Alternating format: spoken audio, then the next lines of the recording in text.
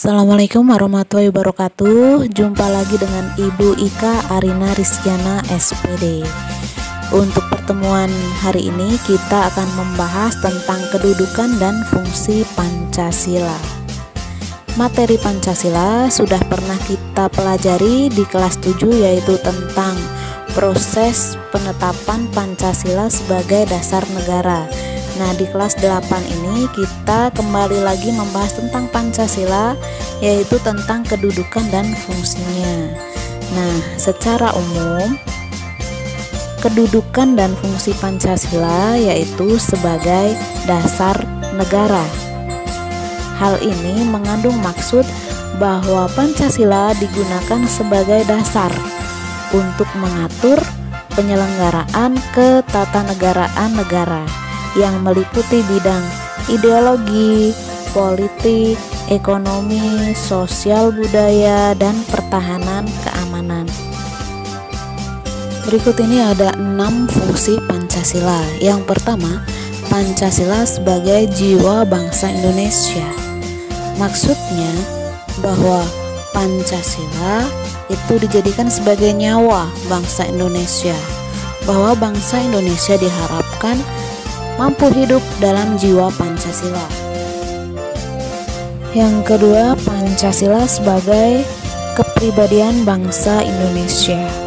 Maksudnya adalah Pancasila dijadikan sebagai pemberi ciri khas bangsa Indonesia atau menjadi pembeda bangsa Indonesia dengan bangsa lain.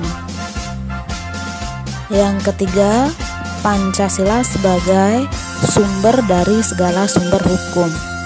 Maksudnya bahwa semua hukum yang ada di Indonesia bersumber dari sila-sila yang ada di dalam Pancasila.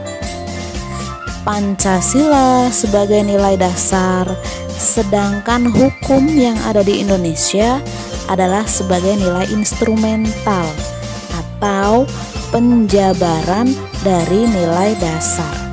Contohnya, bunyi sila pertama pada Pancasila yaitu ketuhanan yang Maha Esa.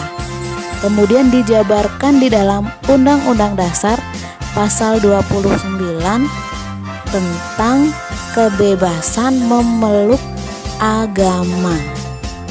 Itu adalah sebagai contoh Pancasila sebagai sumber dari segala sumber hukum. Jadi semua hukum yang ada di Indonesia tidak boleh bertentangan dengan sila-sila yang ada di dalam Pancasila.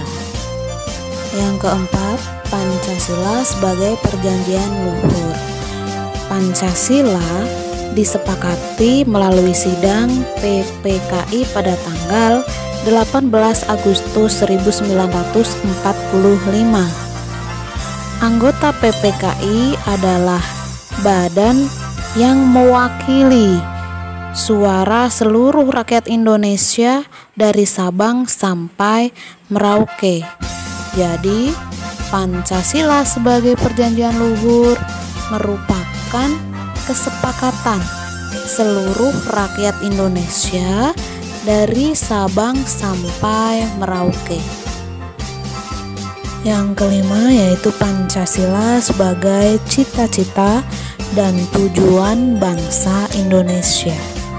Di sini maksudnya bahwa Pancasila dijadikan upaya untuk mewujudkan tujuan dan cita-cita bangsa Indonesia, yaitu tercapainya masyarakat yang adil dan makmur.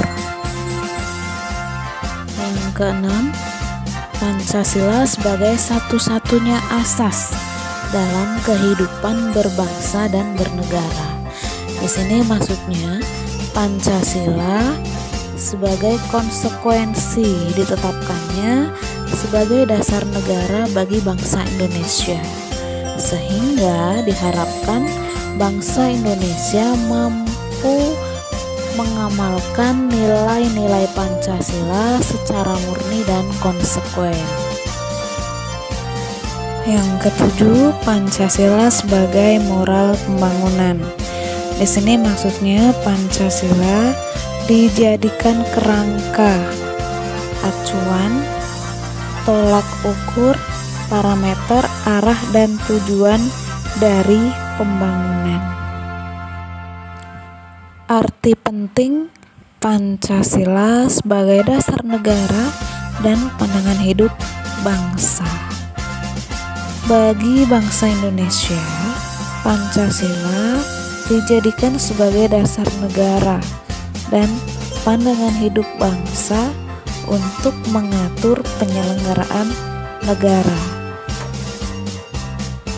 Pancasila sebagai dasar negara, yaitu Pancasila dijadikan sebagai dasar atau fondasi atau pijakan dalam penyelenggaraan negara. Pancasila sebagai dasar negara memiliki sifat tertutup. Artinya, sebagai dasar negara, Pancasila tidak dapat diubah, karena dengan mengubah Pancasila sama halnya membubarkan bangsa Indonesia.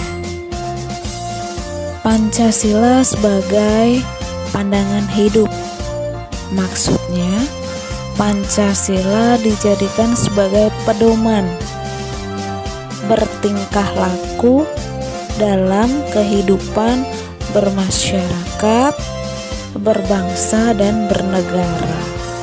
Nah, sebagai pandangan hidup, Pancasila memiliki sifat terbuka atau dinamis. Artinya, Pancasila dapat menerima perubahan, menyesuaikan dengan perkembangan zaman.